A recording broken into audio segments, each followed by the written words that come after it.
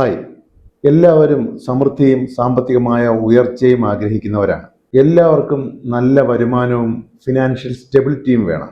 സത്യത്തിൽ നമ്മളെല്ലാവരും ആഗ്രഹിക്കുന്ന അത്ര സമ്പത്ത് നേടാൻ തക്ക വിധമുള്ള അബണ്ടൻസ് ഈ പ്രപഞ്ചശക്തി ഇവിടെ ഒരുക്കിയിട്ടുണ്ട്. ഒന്നിനും ഒരു കുറവുമില്ലാത്ത വിധം അത്രത്തോളം സമൃദ്ധമാണ് ഈ പ്രപഞ്ചം. പക്ഷേ ഈ സമൃദ്ധിയിൽ നിന്ന് നിങ്ങൾ ആഗ്രഹിച്ചതുപോലെ ഒരു സമ്പത്ത് നിങ്ങളിൽ എത്താത്തതിന് കാരണം നിങ്ങൾ അറിയാതെ മനസ്സിൽ ഹോൾഡ് ചെയ്യുന്ന ചില ബ്ലോക്കുകളാണ്. നിങ്ങളിൽ പലരും കരുതുന്നത് പോലെ വിചാരിച്ചതുപോലെ സാമ്പത്തികമായി ഉയരാൻ കഴിയാത്തത് ചില വ്യക്തികളോ അല്ലെങ്കിൽ സാഹചര്യങ്ങളോ അല്ലെങ്കിൽ നിങ്ങളുടെ വിദ്യാഭ്യാസ യോഗ്യതയോ ഒന്നുമല്ല, മറിച്ച് നിങ്ങളുടെ ചിന്തകളിലും പെരുമാറ്റത്തിലുമാണ് ആ ബ്ലോക്കിന് കാരണമായ ചില ഘടകങ്ങളുള്ളത്. ദി ലോ ഓഫ് അട്രാക്ഷൻ പറയുന്നത് ഒരു മനുഷ്യന്റെ ജീവിതത്തിൽ പണമുണ്ടാകുന്നത് അയാൾ കഠിനാധ്വാനം ചെയ്യുമ്പോഴോ അല്ലെങ്കിൽ ചുരുക്കി ചിലവാക്കി സമ്പാദിക്കുമ്പോഴോ മാത്രമല്ല, അയാളുടെ മനസ്സിലും വികാരങ്ങളിലും പണവുമായുള്ള ബന്ധം എങ്ങനെയാണ് എന്നുള്ളതിനെ കൂടി ആശ്രയിച്ചിരിക്കുന്നു എന്നതാണ്. പണത്തെ വികാരങ്ങളും വിചാരങ്ങളുമുള്ള ഒരു വ്യക്തിയായി കാണാൻ പറ്റിയാൽ ഈ പറഞ്ഞത് ഈസി ആയിട്ട് മനസ്സിലാക്കാൻ പറ്റും. നമ്മളൊരു വ്യക്തിയോട് കാണിക്കുന്ന മാന്യതയും മനോഭാവവും ഒക്കെ പണത്തോടും കാണിക്കണം. അല്ലാത്ത പക്ഷം വ്യക്തികൾ എങ്ങനെ അകന്നു പോകുന്നോ അതുപോലെ പണവും ജീവിതത്തിൽ നിന്ന് അകന്നു നിൽക്കും. ചില വ്യക്തികൾ നമ്മുടെ ജീവിതത്തിൽ നിന്ന് അകന്നു പോകുന്നത് നമ്മുടെ തന്നെ അറിവില്ലായ്മ മൂലം കൊണ്ടു നടക്കുന്ന ചില ശീലങ്ങളും പെരുമാറ്റ രീതികളും മൂലമാണ്. അവർ അകന്നു നിൽക്കുമ്പോഴും എന്താണ് അതിന്റെ കാരണമെന്ന് നമുക്കറിയണമെന്നില്ല. എന്ന് പറഞ്ഞതുപോലെയാണ് പണത്തിന്റെ കാര്യവും. നമ്മൾ പോലും അറിയാതെ കൊണ്ടു നടക്കുന്ന വളരെ സില്ലിയെന്ന് തോന്നുന്ന ചില ശീലങ്ങളും മനോഭാവങ്ങളുമാണ് നമ്മളിൽ നിന്ന് പണത്തെ അകറ്റുന്നത്. അങ്ങനെ നമ്മൾ അറിയാതെ കൊണ്ട് നടക്കുന്ന പണത്തെ ബ്ലോക്ക് ചെയ്യുന്ന ചില ചിന്താ രീതികളെ കുറിച്ചാണ് ഇന്ന് പറയുന്നത്. ഒരു വ്യക്തിയോടുള്ള മനോഭാവം മാറുമ്പോൾ അല്ലെങ്കിൽ മെച്ചപ്പെടുമ്പോൾ ക്രമേണ അവരുമായുള്ള ബന്ധം മെച്ചപ്പെടുന്നത് പോലെ പണത്തോടുള്ള ഈ മനോഭാവങ്ങളുടെ ബ്ലോക്ക് മാറുമ്പോൾ പണത്തിന്റെ ഒഴുക്കും കൂടാൻ തുടങ്ങും. അതുകൊണ്ട് ഇനി പറയുന്ന ഓരോ പോയിന്റും ശ്രദ്ധിച്ചു കേൾക്കുക. കാരണം ഇതിൽ നിന്ന് കിട്ടുന്ന ഉൾക്കാഴ്ചകളിൽ ഒന്നിനു പോലും നിങ്ങളുടെ ജീവിതത്തിലേക്ക് പണത്തിന്റെ ഒഴുക്കിനെ വർദ്ധിപ്പിക്കാൻ കാരണമാകും. മനുഷ്യരിൽ മണി ബ്ലോക്ക് ഉണ്ടാകാൻ ഒന്നാമത്തെ കാരണം അവർ പണത്തെ അറിവില്ലാതെ വിമർശിക്കുന്നതാണ്. പലരും പണം വരണേ എന്ന് ദിവസവും പ്രാർത്ഥിക്കും. പക്ഷെ പണവുമായി ബന്ധപ്പെട്ട് സംസാരിക്കുമ്പോൾ പലപ്പോഴും അറിയാതെ പണത്തെ കുറ്റപ്പെടുത്തി പോകും. പ്രത്യേകിച്ച് പണക്കാരെ കുറിച്ച് സംസാരിക്കുമ്പോൾ അവരെ കുറ്റപ്പെടുത്തും. കാശുള്ളവർക്ക് എന്തുമാകാം, പണമാണ് മനുഷ്യനെ അത്യാഗ്രഹികളാക്കുന്നത്, പണം വരുമ്പോൾ മനുഷ്യൻ നിലമറന്നു പോകും, വന്ന വഴി മറക്കും, സ്വാർത്ഥരാകും എന്നൊക്കെ ചിലർ സാമ്പത്തികമായി ഉയർന്ന അവസ്ഥയിലുള്ളവരെ നേരിട്ട് കാണുമ്പോഴും സോഷ്യൽ മീഡിയയിലൂടെയും ഒക്കെ പറയുമ്പോൾ അവർ പണത്തെയും ഇൻഡയറക്റ്റായി കുറ്റപ്പെടുത്തുകയാണ് ചെയ്യുന്നത്. കാരണം പണം ഉള്ളത് കൊണ്ടാണല്ലോ ഒരാൾ പണക്കാരനാകുന്നത്. അപ്പൊ പണക്കാരനെ വിമർശിക്കുക എന്ന് പറഞ്ഞാൽ പണത്തെ വിമർശിക്കുന്നതിന് തുല്യമാണ്. നമ്മൾ വികാരവും വിചാരവും ഉള്ള ഒരു മനുഷ്യനെയാണ് ഇതുപോലെ ദിവസവും കുറ്റപ്പെടുത്തുന്നതെങ്കിൽ അയാൾ നമ്മളിൽ നിന്ന് അകലാൻ ശ്രമിക്കുന്നത് പോലെ പണവും മെല്ലെ നമ്മളിൽ നിന്ന് അകലും അല്ലെങ്കിൽ വരാൻ മടിക്കും. ഇതിന്റെ പിന്നിലെ സ്പിരിച്വൽ സയൻസ് എന്ന് പറഞ്ഞാൽ ഒരാൾ സ്ഥിരം പണക്കാരെ കുറ്റപ്പെടുത്തുമ്പോൾ പണം തിന്മയാണെന്ന വിശ്വാസമാണ് അയാൾ ഉപബോധ മനസ്സിന് നൽകുന്നത്. അയാളുടെ ലൈഫിലേക്ക് പണം കൊണ്ടുവരാൻ മുഖ്യ പങ്ക് വഹിക്കുന്നത് അയാളുടെ ഉപബോധ മനസ്സാണ്. അയാൾ പ്രാർത്ഥിക്കുന്നത് പണം തരണമേ എന്നും ഉള്ളിൽ വിശ്വസിക്കുന്നത് പണമാണ് തിന്മയുടെ മൂല കാരണമെന്നുമാണെന്നുണ്ടെങ്കിൽ അയാളുടെ ഉപബോധ മനസ്സ് കൺഫ്യൂസ്ഡ് ആവുകയും ബ്ലോക്ക് ഉണ്ടാക്കുകയും ചെയ്യും. അതുകൊണ്ട് ലൈഫിൽ പണം വേണമെന്നുണ്ടെങ്കിൽ പണത്തെ വികാരങ്ങളും വിചാരങ്ങളുമുള്ള ഒരു വ്യക്തിയെ പോലെ കണ്ടുകൊണ്ട് ട്രീറ്റ് ചെയ്യണം.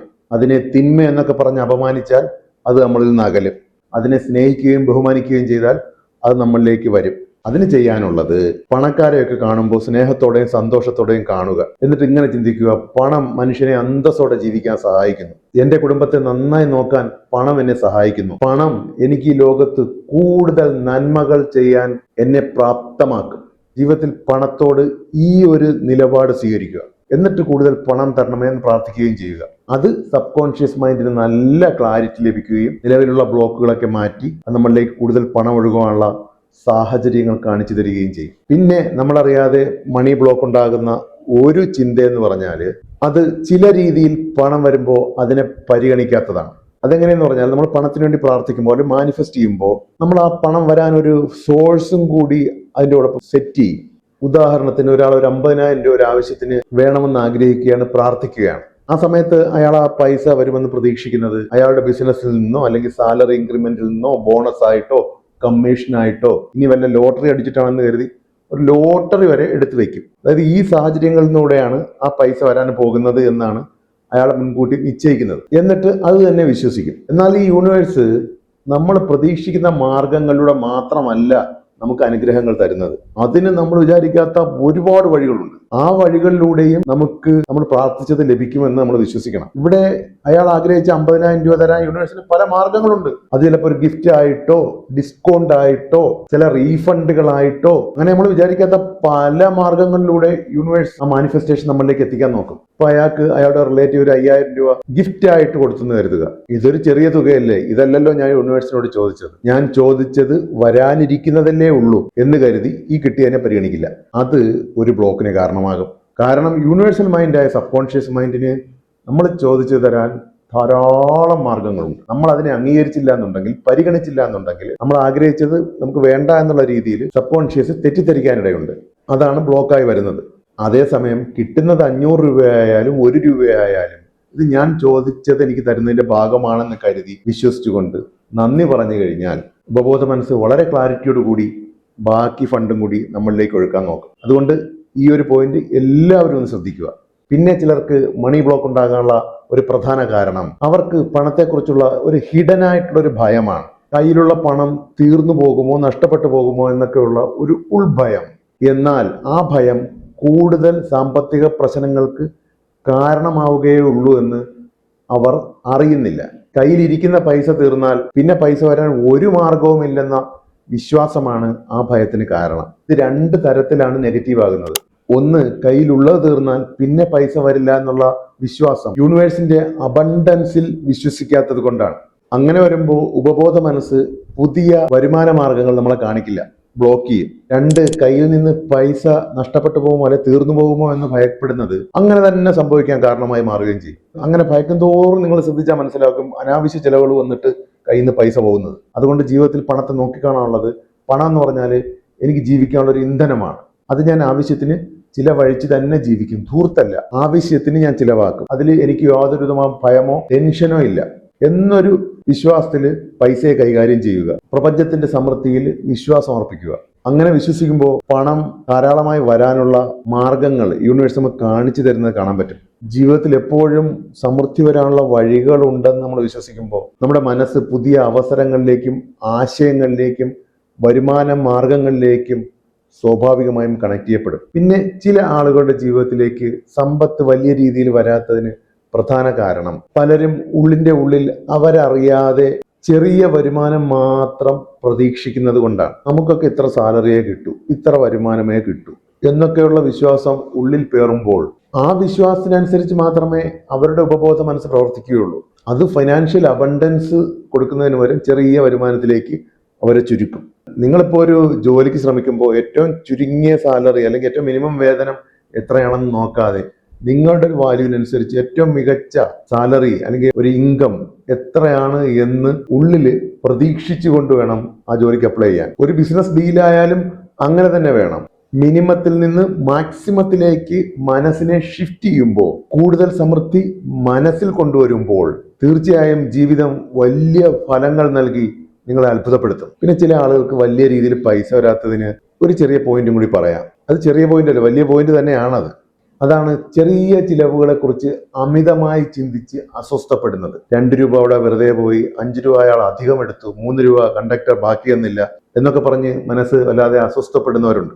തീർച്ചയായും നമ്മൾ തുടക്കത്തിൽ പറഞ്ഞതുപോലെ പണത്തെ നമ്മൾ സ്നേഹത്തോടെയും ബഹുമാനത്തോടെയും കണ്ടാൽ മാത്രമേ പണം നമ്മളിലേക്ക് വരികയുള്ളൂ. ഇപ്പൊ ചെറിയ പൈസയൊക്കെ ആവശ്യമില്ലാതെ കയ്യിൽ നിന്ന് പോകുമ്പോൾ നമുക്ക് അസ്വസ്ഥപ്പെടാം സ്വാഭാവികമായിട്ടും.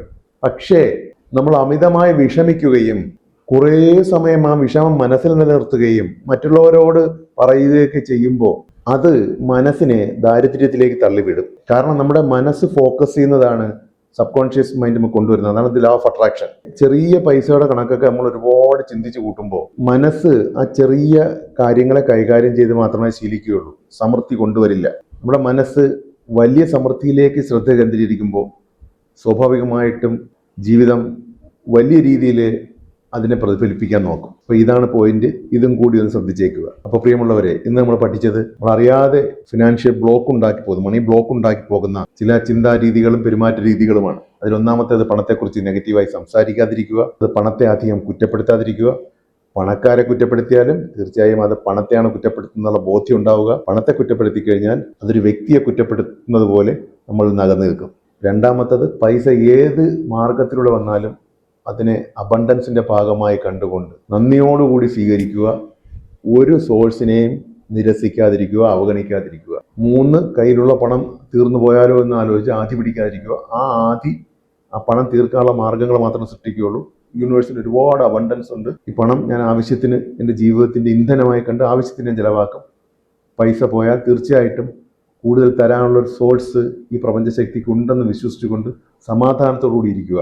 പിന്നെ 4മത്തത്, ചെറിയ വരുമാന മാർഗങ്ങളെക്കുറിച്ച് മാത്രം ചിന്തിച്ച് ശീലിക്കുക എന്നുള്ളതാണ്. വലിയ വരുമാനം എല്ലാവർക്കും അർഹതയുള്ളതാണ്. ആ രീതിയിലാണ് ഓരോ മനുഷ്യനെയും ഈ പ്രപഞ്ചശക്തി സൃഷ്ടിച്ചിരിക്കുന്നത്. ഈ യൂണിവേഴ്സിലുള്ള സമൃദ്ധി എല്ലാം അട്രാക്ട് ചെയ്യാനുള്ള ഒരു കപ്പാസിറ്റി ഓരോ മനുഷ്യന്റെ ഉള്ളിലും ഉണ്ടെന്ന് അടിയുറച്ച് വിശ്വസിച്ചുകൊണ്ട് നിങ്ങൾ ആഗ്രഹിക്കുമ്പോൾ ഉയർന്നു തന്നെ ചിന്തിക്കാനും സമൃദ്ധമായി തന്നെ ആഗ്രഹിക്കാനും ശീലിക്കുക. ആ സമൃദ്ധി തീർച്ചയായിട്ടും ജീവിതത്തിൽ പ്രതിഫലിക്കും. 5, ചെറിയ ചെറിയ ചിലവുകളിൽ അനാവശ്യമായി ബോധറാകാതിരിക്കുക. ആ സമയം കൂടി കൂടുതൽ പണം വരുന്നതിനെക്കുറിച്ചും കൂടുതൽ സമൃദ്ധിയെക്കുറിച്ചും മാത്രം ചിന്തിക്കുന്നതിൽ മനസ്സിനെ വ്യാപൃതമാക്കുക. തീർച്ചയായിട്ടും അതാണ് അട്രാക്ട് ചെയ്യാൻ പോകുന്നത്. Thank you so much. അപ്പോൾ തീർച്ചയായിട്ടും ഈ ശീലങ്ങൾ ഉള്ളവരുണ്ടെങ്കിൽ അവയൊന്ന് ചെറുതായി മാറ്റി തുടങ്ങിയാൽ അതിനനുസരിച്ചുള്ള ഫൈനാൻഷ്യൽ ഇമ്പ്രൂവ്മെൻറ്റ് ലൈഫിലുണ്ടാകും. അതിനനുസരിച്ചുള്ള സാമ്പത്തികമായ ഒരു ഉയർച്ച ജീവിതത്തിലുണ്ടാകും. എല്ലാവർക്കും അത് ലഭിക്കട്ടെ എന്ന് ആത്മാർത്ഥമായി ആശംസിക്കുന്നു. എല്ലാവർക്കും നന്മകൾ നേരുന്നു. Thank you so much.